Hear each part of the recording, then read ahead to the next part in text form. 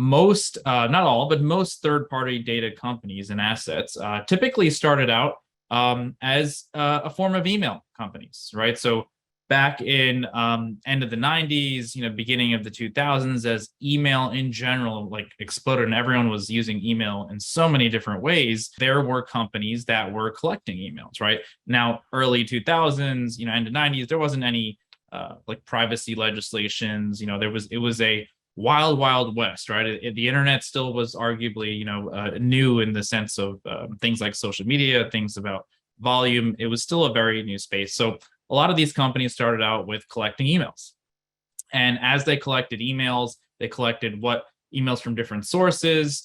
They powered different platforms that collected emails. They did that for clients, they did that for brands, and they essentially kept that data for themselves. Even if they helped the clients also gain the data, it was totally legal and okay for them to collect that data.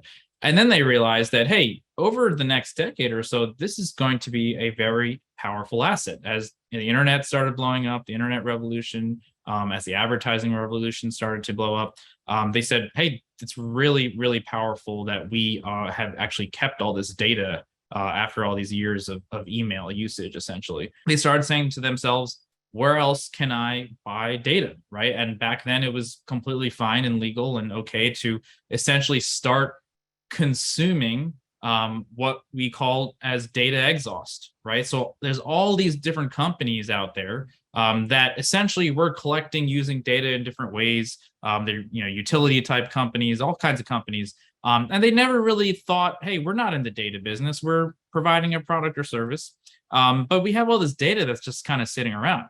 So these data assets that started out as like email kind of companies, email list companies, said, shoot, we should go around and buy all this data that's sitting out there. All these other companies that just have data sitting around, they get to make some more money. And we actually know that strategically, this is important. We get to build this powerhouse. And essentially over the next, 2 decades, really, right? Over the next 20 years, 20 plus years, they essentially went and collected so much data where now you essentially have, really there's 5 or 6 massive third-party data assets, or they position themselves as third-party data identity graphs, as in that's the modern interpretation of it, right? They have all this data they've built up over 20 years, and that's what it is. So that's essentially a very long answer to what, where did third-party data assets come from?